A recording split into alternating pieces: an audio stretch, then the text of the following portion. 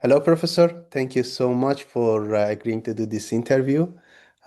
Would you introduce yourself and tell us a little bit about your background?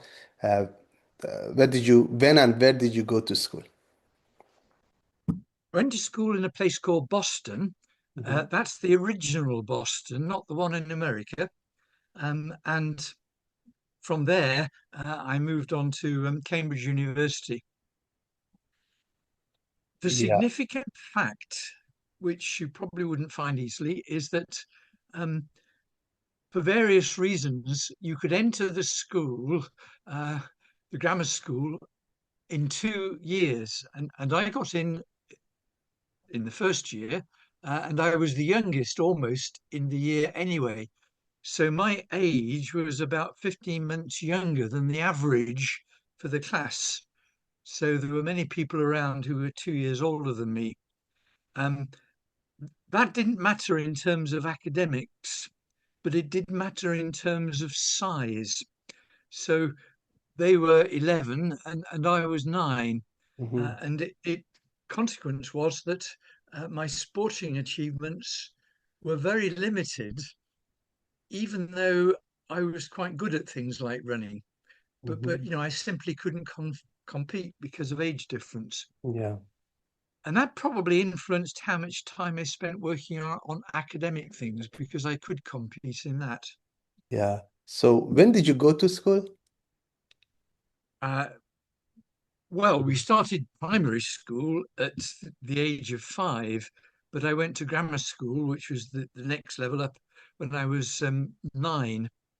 And I got my qualifications to go to university when I was still 16, Mhm. whereas most people would have been 17, even 18. So So I what? had to Yeah. spend a gap year before I was old enough to go away to university. Yeah. So what subjects you liked more during your school? I was very much on the science side, Mhm. um, and an interesting fact is that when it came to the sixth form level, we had an English teacher, Mhm. and most of us in the sixth form, just pre-university, most of us were scientists.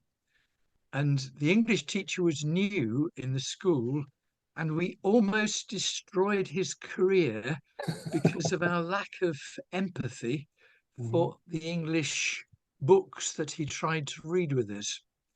Now, that's something which has stuck with me for a long time, and I feel extremely sorry that we had that effect. And again, it was because I think we were um, all good at the more quantitative aspects of the teaching. We were less able at the artistic side of things. And many of the books that he recommended when I was only 15, I read at the age of 21, and they had really quite a profound influence on me. You know, they were very memorable. Mhm. So, you know, what I realized was that children develop at different rates, and the art side, the um, appreciation of humanity and Mhm. things tends to be later than perhaps the scientific things. Yeah. So when you say you liked science subject in high school, um, science when I did my high school, we had different classes for chemistry, physics, maths. Yeah. Was it combined for you in just science subject, or did you had it also separately? We had maths, physics, and chemistry. Okay. And of course, at the time that I was being taught, some of those teachers had come back from the Second World War, and that was, you know, part of their background. Hmm. Um, Chemistry was my favourite, Hmm. and chemistry was my favourite partly because the teacher we had was a very charismatic person. and also he taught some of my friends to play the violin. So although a scientist, he also had a musical background. Now, Yeah. at the time, I played the piano, and that was something that I could. He encouraged me to be an accompanist to some of the people he was training in violin, Hmm. even though we were all scientists. Yeah. Um, and that link to a teacher was, I think, quite an important one.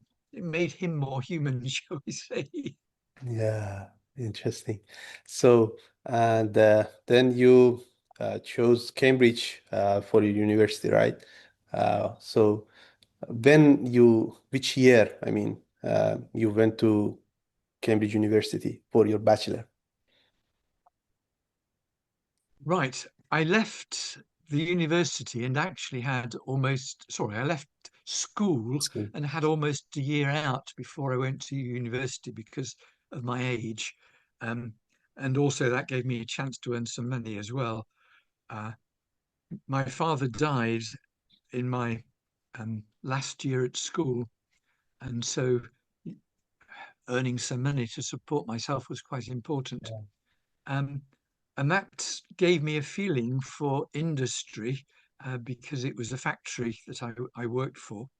I Mhm. was in the wages department, not doing anything scientific, but interesting insights though. Yeah.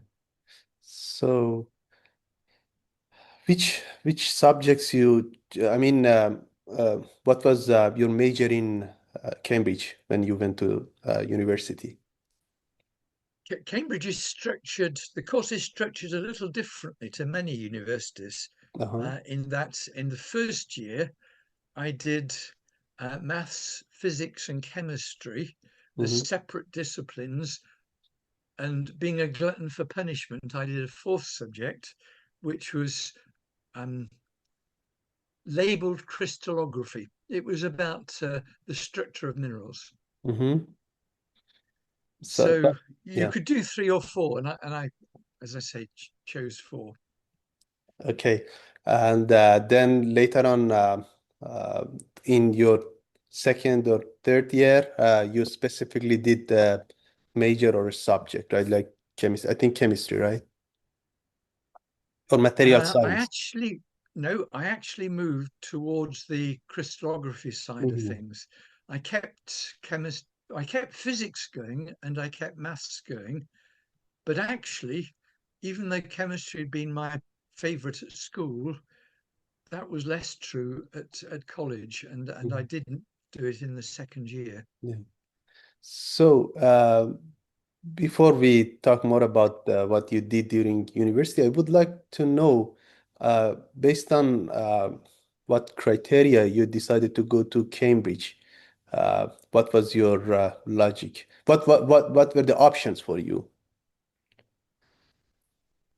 No one in my family had been to university, Hmm. and so there was no one that I could seek advice from.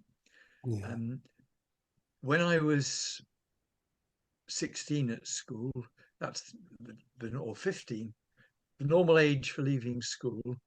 Um, the expectation would have been to leave school and get a job and not to go to university at Hmm. all. Um,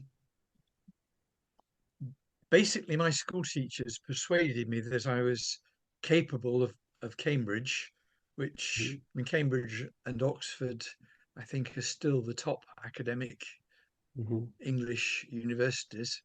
And probably a year before having to apply, I would have had no expectation whatsoever.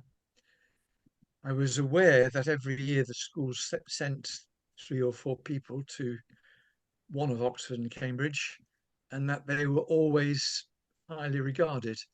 I didn't have any impressions of myself that made me think I was capable of following that route, but my teachers, and that chemistry teacher I talked about was one of them.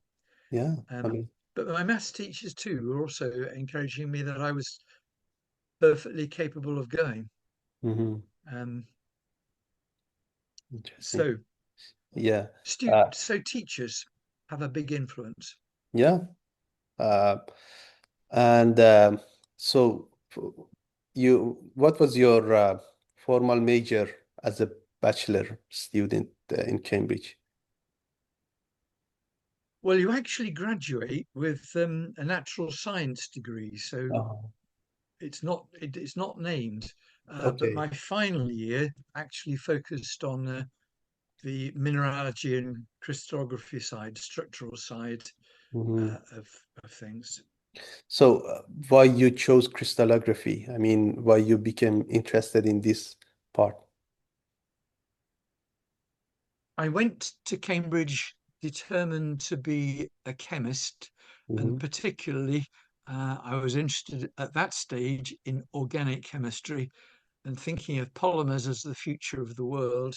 Hmm. That was the direction I went in. At that point, what happened at university was that some lecturers are better and more inspiring than others. And also, the Cambridge system is strongly based around personal tutorials. Hmm. And I had a particular tutor who was in the crystallography school. And I guess he saw in me a spark of interest in structure. Um, and yeah, I, I was persuaded to go in that direction. Life is full of these kind of accidental interactions with Yeah, individuals. yeah. So then you did your graduate study, right? What was that? But Well, I where stayed and on in the same department. I stayed at Cambridge hmm. and studied a particular mineral called nepheline, which probably most of your people will not have heard of. But we had some particularly interesting geological samples, and I used X-ray diffraction in particular, but also some thermal studies as well uh, to look at some unusual behaviours of the mineral nepheline. Hmm. So Framework silicate. yeah, so that was your thesis And about that's what my thesis was yeah. about. Yeah. So after that, you did your PhD again in Cambridge. Yes. So And then stayed on a further 2 years to mhm, do a postdoc. Um,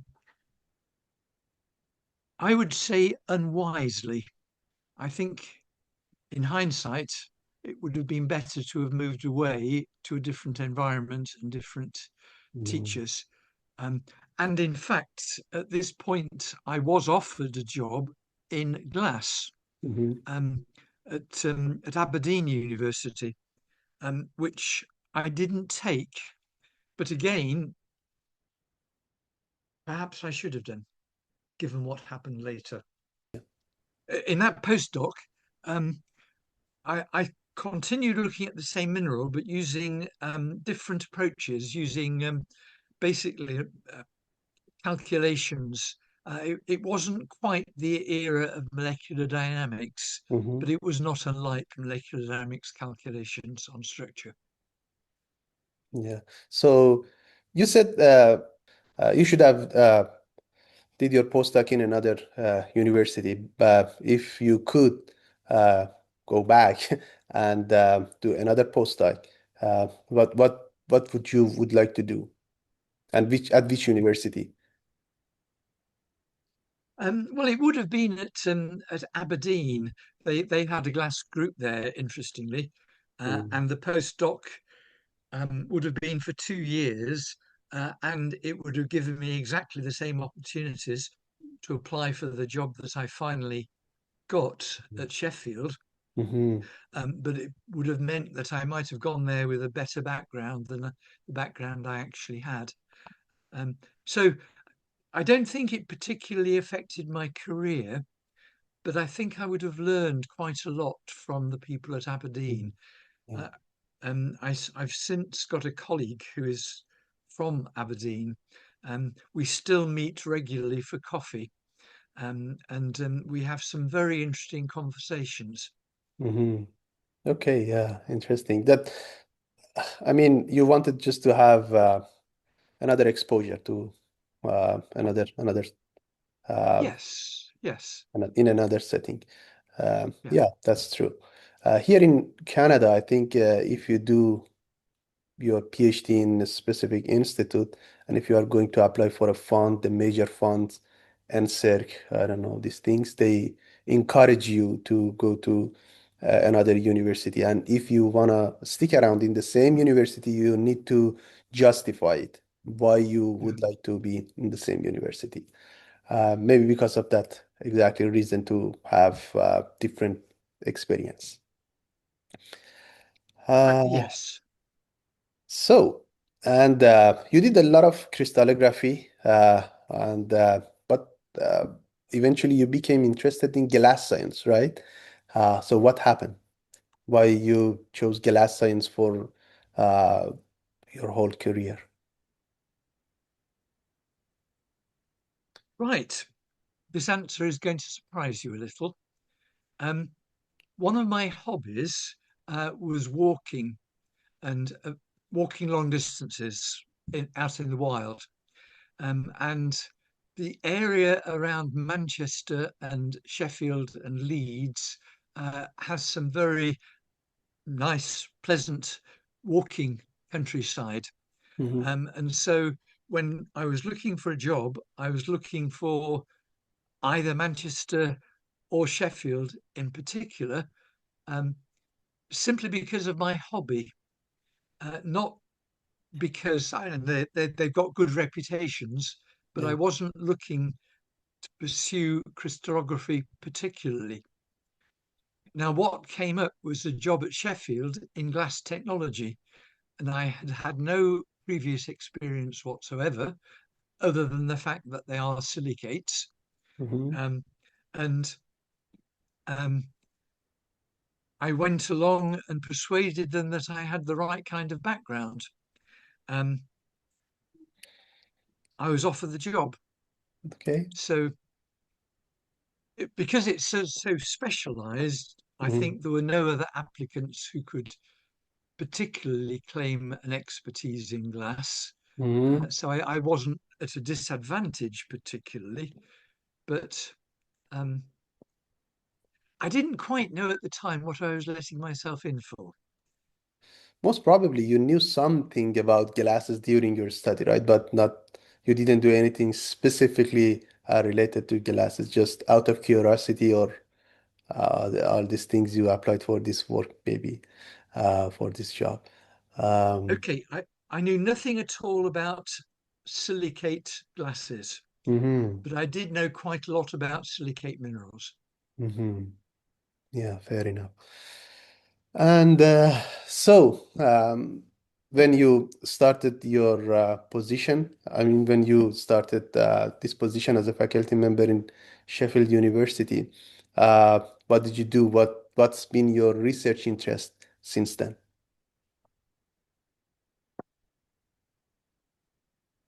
My career spanned over 50 years, Mm. um, even longer.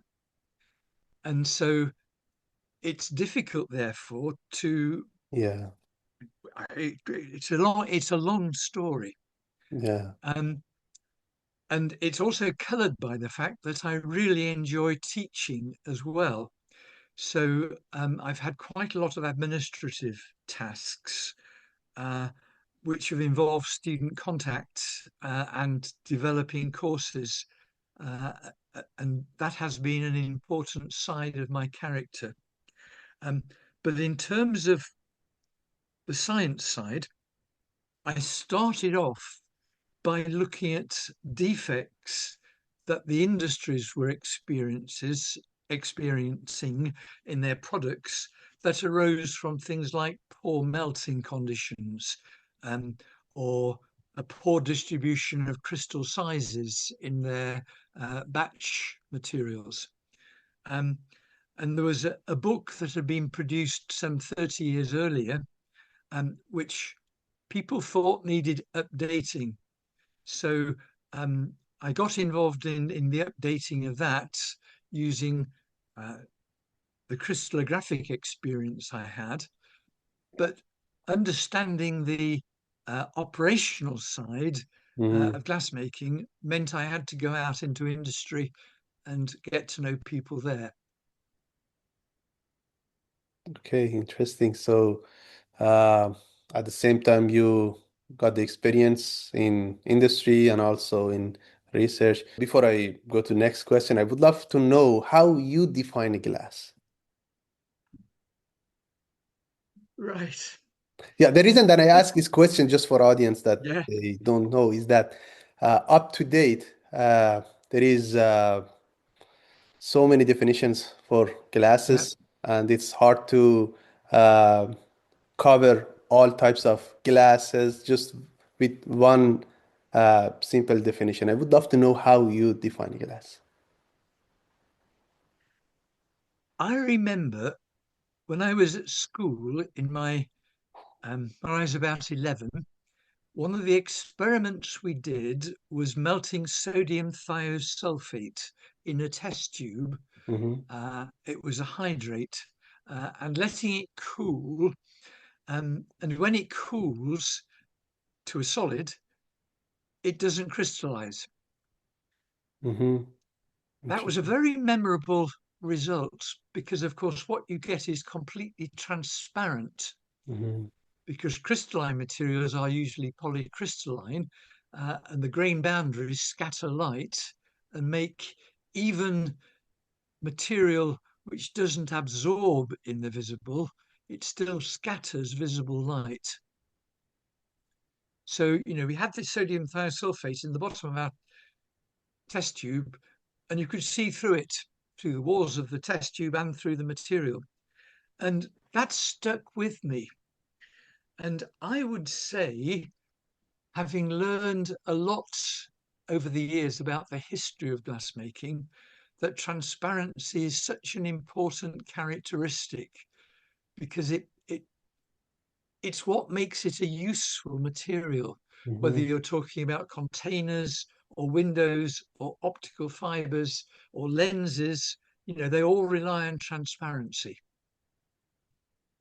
And that relies, the reason why you get transparency is two things: the crystal structure and whether you have electronic energy levels that are absorbed. So it depends on the kind of materials, the composition, but it mm, also depends on having something which hasn't crystallized. And so therefore, I would make the definition of something like a transparent, non-crystalline material mm-hmm, which has been cooled without transforming to a crystal. Um, and I wouldn't say much more than that. mm-hmm. Yeah, yeah. Interesting. Uh, and most of the glasses, I think at least all glasses should have these properties to be categorized as a glass. So yeah, fair enough. Yeah. Are you still involved in research or you're retired? Okay. If you ask my wife, you get a different answer to this. Um, I'm still the curator of the Turner Museum of Glass, Hmm. which is basically an art glass museum, Hmm. but an art glass collected by a technologist. Yeah, Um, just. Now, that means that I give quite a number of talks Hmm. to a range of people, often people from the locality, retired people, who've got spare time, but also various glass societies, um, also young people, and it's quite a big range. Yeah, Um, so it can include science as well as history and, of course, art. yeah, So that's one of the things I'm doing. The other thing is that because a lot of my um, interest as an academic involved teaching, um, I've found ways of continuing that side of my interests.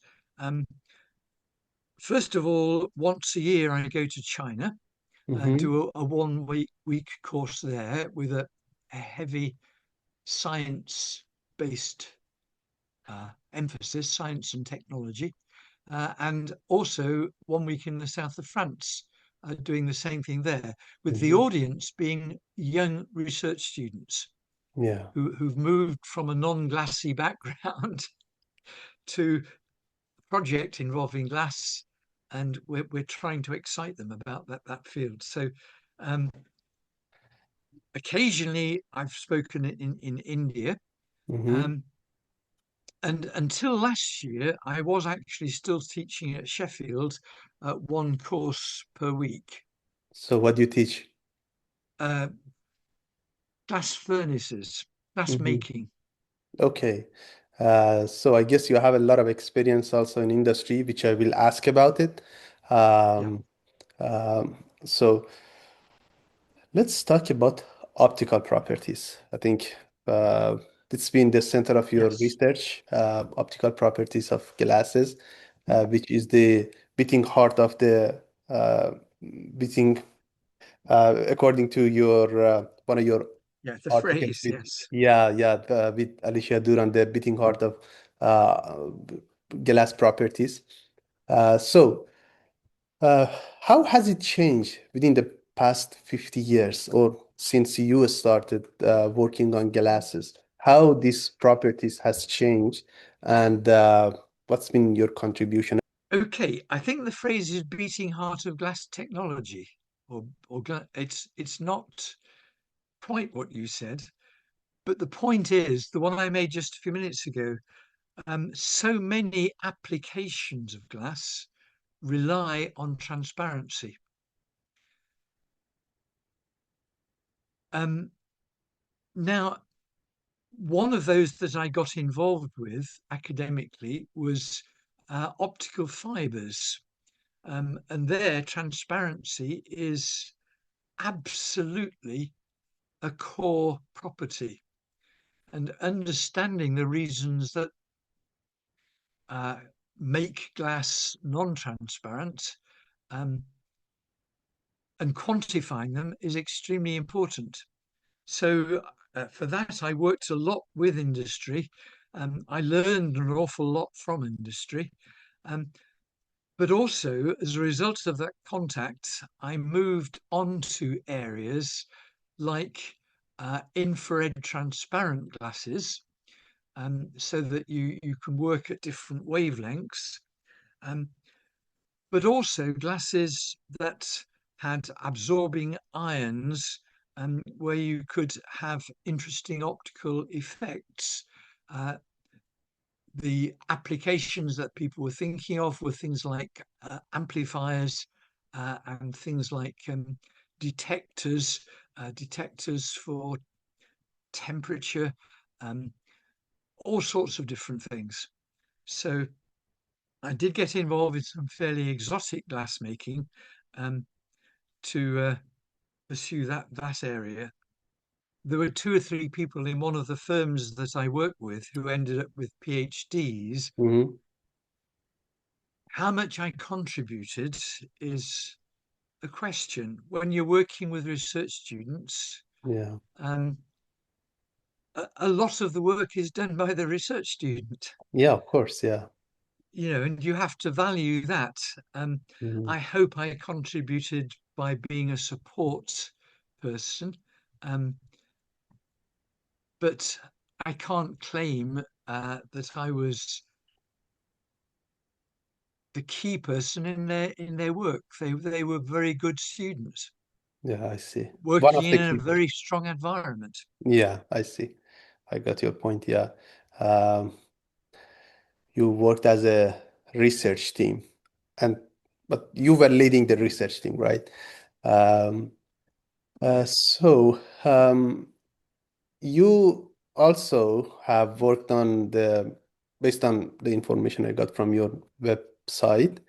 Um, Actually, you also are interested in the structure of the glasses. So, and you try to investigate the glass structure.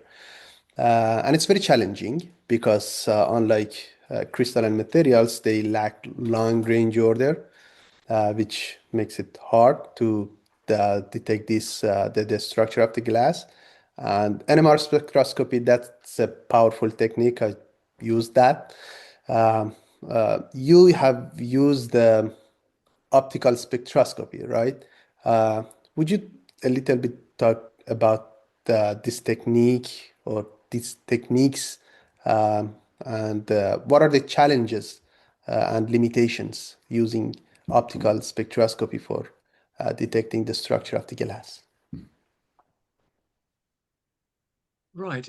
In a way, it's a slightly old-fashioned technique, Hmm. but the particular interest we started from was, again, interaction with industry. And in industry, the raw materials they have always contain impurities. Hmm. And one of the key impurities is iron. And iron has two oxidation states in glass, um, iron 2 plus and iron 3 plus. And so um, we really got involved in trying to understand, first of all, how um, the glass composition, the host composition, affected the precise absorption bands that you have. Hmm. Uh, and secondly, how other um, minor components that are oxidizing or reducing, affect the proportions of 2 plus to 3 plus, Yeah. um, because those are quite important things industrially. Uh, People who make flat glass are absolutely desperate to have a balance between Fe2 and Fe3 that doesn't change over time. Hmm. Because if it changes over time, it affects the infrared transmission of the glass, which then affects heat transfer and in turn affects the convection flows in the glass. Hmm. Yeah, interesting. So we weren't looking at these things from the point of view of understanding the structure. We were looking at them from the point of view, really, of understanding their consequences for the manufacturing process. Hmm. Yeah. Later, I mean, since then, for me, it's become interesting from the point of view of things like archaeological glasses, because they're melted at much lower temperatures than float glass. Um, in optical fibers, there is, I mean, even in the purest optical fibers, there is iron. And one of the questions that we looked at was, is that iron 2 or 3 plus, which matters more to the optical fiber? So, Hmm. these simple questions Yeah. have wide-ranging effects. Yeah. Yeah, exactly. Okay, In industry, yeah, it affects a lot. yeah, So you you talked several times about the work that you have done in industry, your collaboration with industry, and it's very yeah. interesting. Not all professors have this collaboration, and they just may confine themselves in the work that they do in the research lab.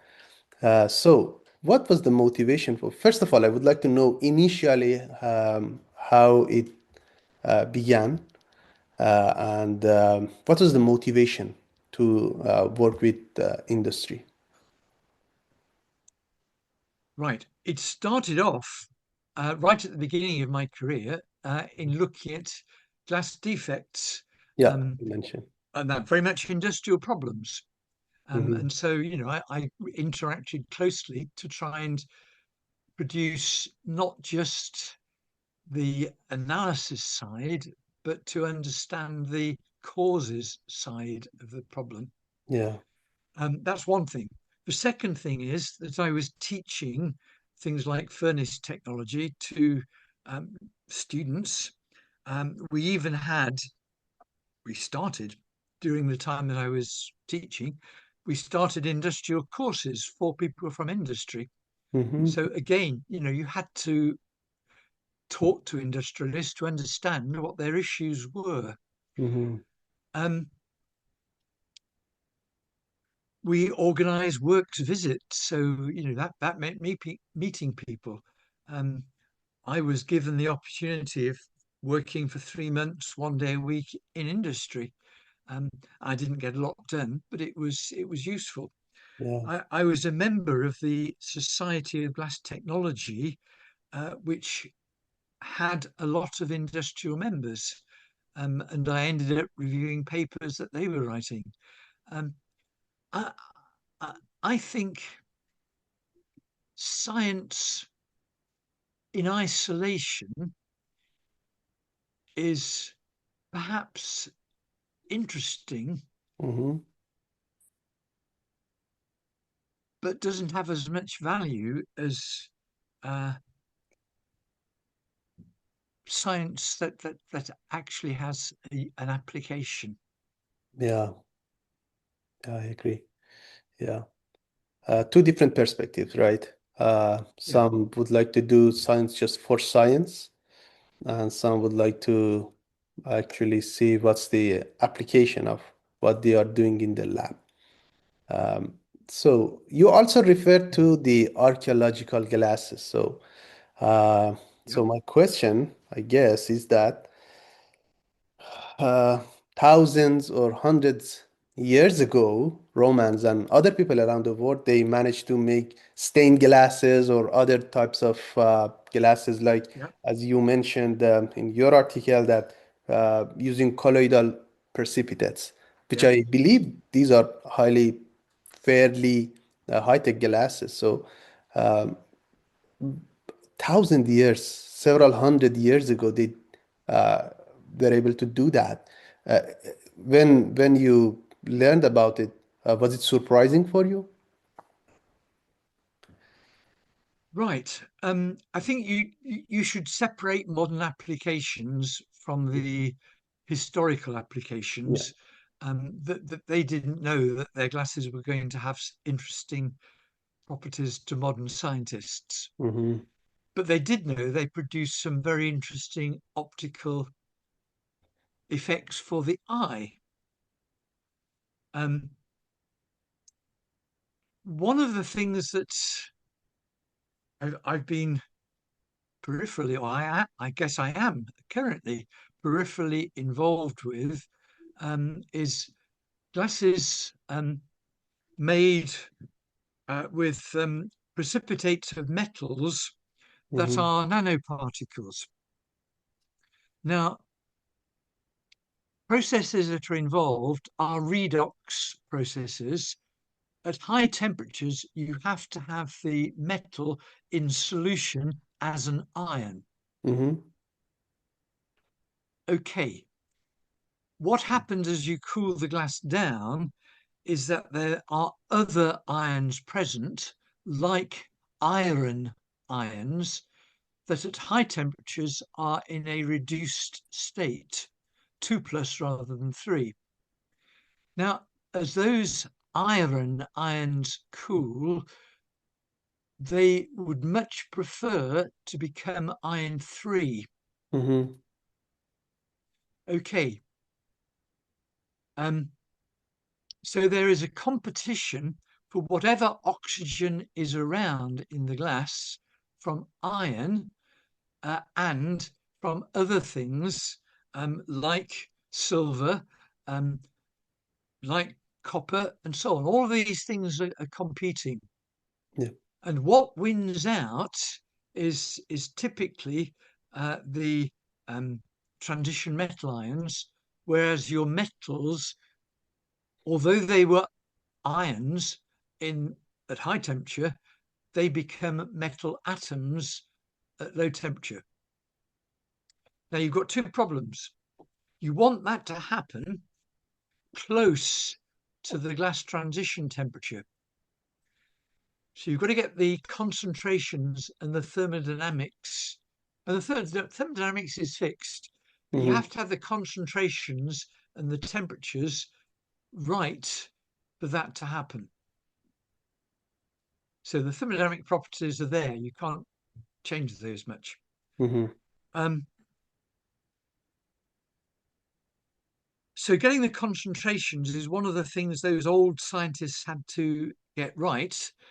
They couldn't really change much the temperature at which they melted, and they couldn't change much um, the TG of the glass. Mm-hmm. And I think it was a matter really of trying and they didn't know what they were trying to get, that they only knew that adding colouring agents Mm-hmm. changed the colour of their glass. Yeah. And then they tried, they tried things. Yeah. And some of these things, in particular the gold and copper colours, or the gold in particular, the silver as well, have been discovered time and time and again, not just once and remembered, but discovered and rediscovered.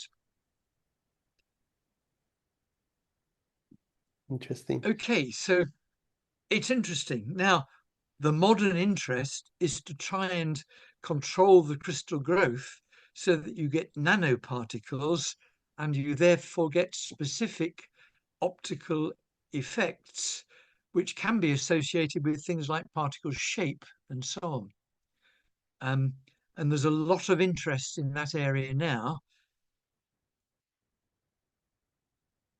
but it's a development on those earlier things that were made by the Romans and later by other workers. Um, to show the rediscovery that there's at least one film on the market which talks about a glassmaking village centre where they made lots of money by making a red ruby glass. And the person who knew how to do it uh, died prematurely before he was able to tell his son what the recipe was. And it completely ruined the economics of that particular town until they could rediscover it. So it's trial and error, but it's complicated to get it right. Something we've just in our department, one of our technicians has achieved, is a copy of the Lycurgus cup.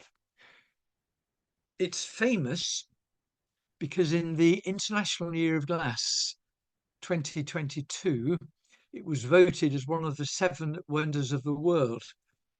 It's in the British Museum, and it is a gold silver alloy where the particle size is slightly bigger than usual.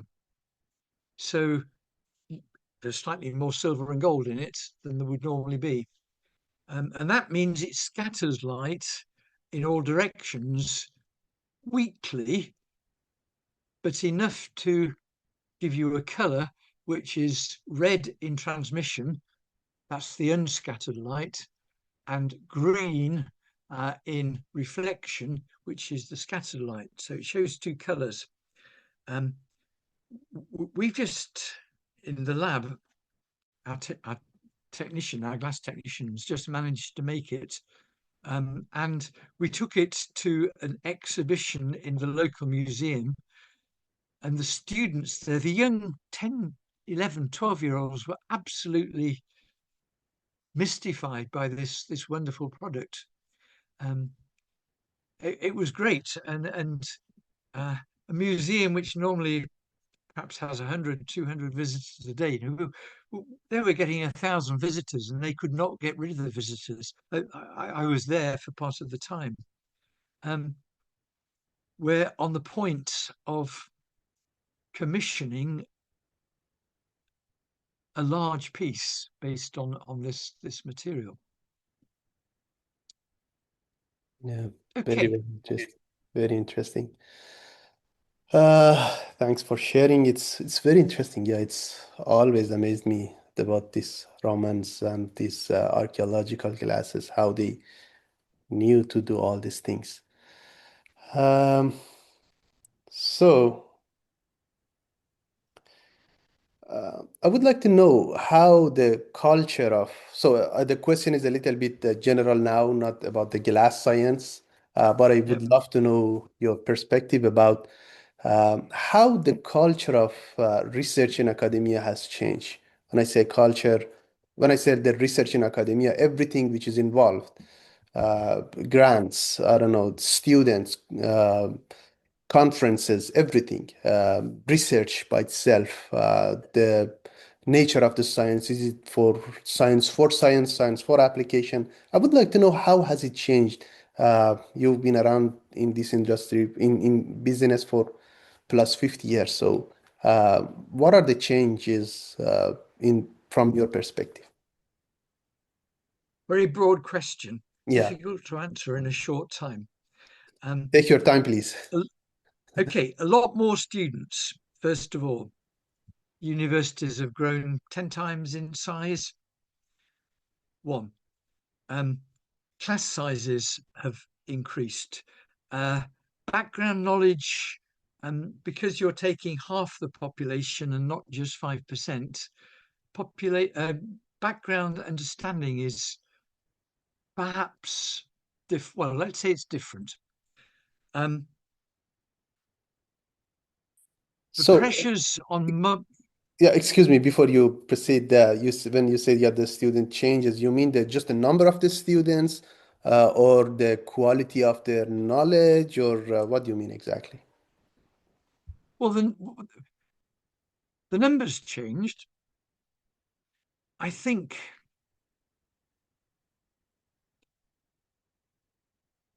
I'm trying to choose my words carefully, but if you take 50% of the population rather than 5%, you do have to modify your style of teaching. Um, the pressures on academics are very different to the pressures in my day. In my day, um, you spent a lot of time on the practicals and not simply on lectures. These days, you use your postdocs for practicals. But by going into the practical classes, you talk to the students, um, you conveyed your understanding in a different way. Um, the other really big factor is the pressures on staff to earn money through their research, which gives them far less time um, to be able to just converse. Um, when I first went to my department, everyone joined together for 2 sessions of morning coffee and afternoon tea to discuss the teaching, to discuss their research, and so on. By the time I left, there was no time left for academics to talk to each other. Very busy, huh? I think they are Yeah, busy with yeah. another general question. This one related to glass science is that what is the hardest question for you to answer when, let's say, a high school student approaches and says, ask a question about glasses, or I don't know, maybe a graduate student in glass science approaches and asks a question regarding glasses. What is it? What's the hardest question? TG, for example, the uh, transition temperature in glasses. Is it hard? For me, it's still hard to define or understand. Very uh, definitely. So, what's the hardest question for you to explain? I'm going to give you a slightly facetious answer to that, and to say that the hardest question for me is a student who comes along having just melted a glass and says to me, "Why is my glass brown?" Hmm. It's still hard. There are a lot of things in it, huh? Uh, It's a Yes, it's a very, very Interesting. difficult question to answer. Yeah. Um, But yeah, okay. There are many, many other questions as well. yeah. So, yeah. you also were the president of the Society of Glass Technology and the European Society of Glass Science and Technology. So, was there anything you wanted to change uh, related to these societies or the glass society in general? You wanted to add something, to change something before you actually get the position and you were thinking about it.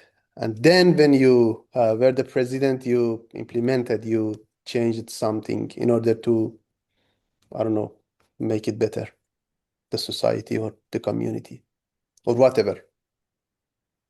I hope Okay, that. I'm going to talk about a 20-year period, Mhm, starting with the I became the president of the Society of Glass Technology. Basically, most of the things I did were firefighting.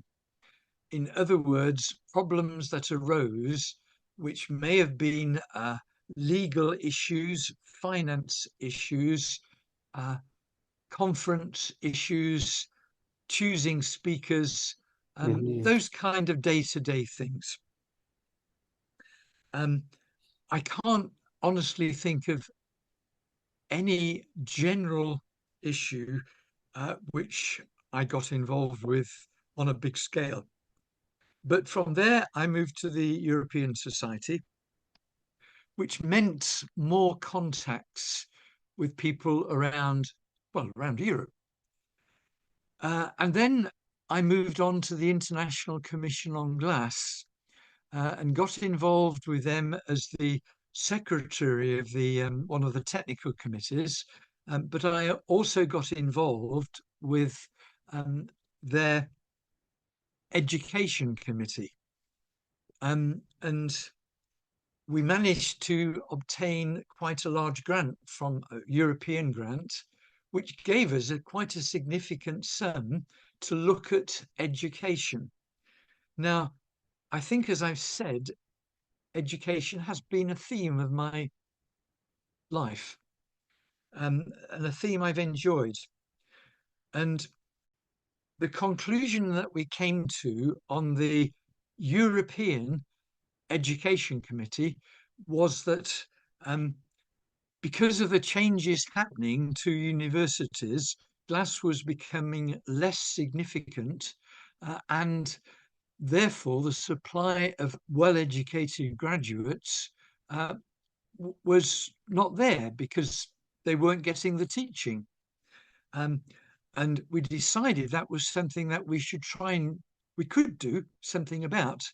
And we started a 1 week course for fresh research students just after they'd started their course, and or people from industry who'd just started. And so we got together 10 good teachers who were interested in teaching as much as research. Some of them were on the point of retiring, like I was, so they had more time to devote to teaching. And we set up a 1 week course. Now, that was 17 years ago, and that course is still running today. Not only is it still running, there's a spin-off course in China, which has now been running for 8 years, following many of the same principles. And we've had a course in India 3 times, which is, again, similar, not quite the same. And there's a course in Brazil, which is a bit different, but we have exchanged lecturers and looking at the techniques of teaching fresh research students. And we quite deliberately avoid having a week of lectures, because a week of lectures is too much to cope with, and just, you don't learn. And we introduce some novel features, tutorial classes, which are much more of a small group discussion. We make the students present material themselves and in their week to do as much research as they can on an industrial type or research type project, and present their results. So, we making students look at the process of developing research.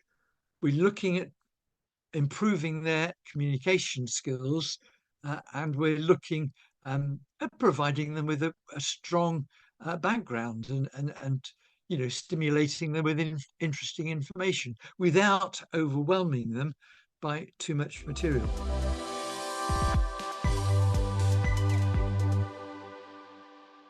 I think I'm done with this part of the interview, the general and scientific questions. Let's move to beyond the lab. Uh, so, what did you do? What are you doing in your spare time? Quite a lot of things. Mhm. The walking that involved me going to Sheffield, I still do, but not quite on the same scale. Um, Teaching does still play a role, and a surprising role. My wife and I together, and it's always nice to do things with your wife as well, but we go into a local primary school and read with young children who are struggling for various reasons.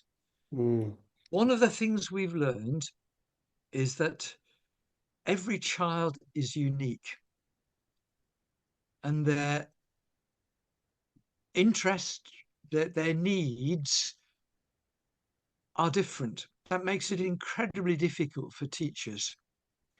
yeah. Um, and you can have bright children, apparently, who can read but don't particularly understand. You can have children who are apparently poor readers who are poor because they're desperate to extract information. Mhm. It's complicated. Even things like reading. It depends on what your vocabulary is in at home as well. There's so many factors, and it's been a real joy and really fascinating spending half a day a week with 7, 8-year-olds reading. Um, okay, I suppose the schools that we run in China and in Montpellier are kind of hobbies, but very interesting. I play the piano, um, do a lot of gardening. What else have I written down? Um, I, my wife and I both go to a local church and help there. Mhm. Um, what else? Yeah. Yeah, I think those are the main things. Yeah. I found Um, out that teaching is, you truly love teaching. So it's very interesting. What was your dream job when you were a kid? right. Because of my teachers when I was at school, my dream job was organic chemistry, studying probably biological molecules or that kind of Mhm. thing. Yeah. That didn't happen, Yeah. but I've enjoyed what I've done. Yeah. Uh, so the next question is that if there were an imaginary world, another world, and you could pick another job, what it would be?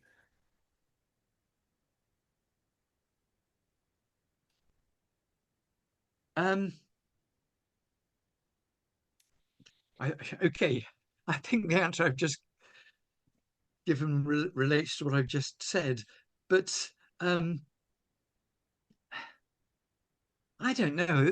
There are so many things I would have been happy with. Y- Your life is defined by a lot of serendipity events, True. and it's not defined by a childhood dream. Hmm. Um, it's influenced by childhood dreams, but it does not define by that. Uh, so I'm not sure that a childhood dream is relevant, really. Yeah. So, uh, Now, if you want to do another job, let's say uh, you can do another job in another world with what you know now, what you may pick. You know what I mean? If you would Yeah. like to do another job,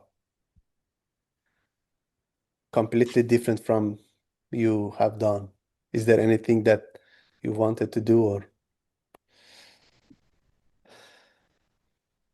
It's difficult to ask an old person that question. Okay, let's No, I move on. tell you why. I tell you why, because your thought processes and the importance of things changes. Um, I don't think I would want to. I'm still interested in very pinpoint problems, Hmm. but I think my awareness of society is much broader. Um, problems like global warming, etc. Hmm. Um,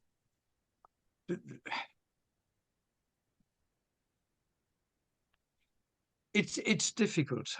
Yeah, yeah. You can't really say at 80 years old, what you would want to change at 20, Yeah, um, I see. because you've been influenced by so many things.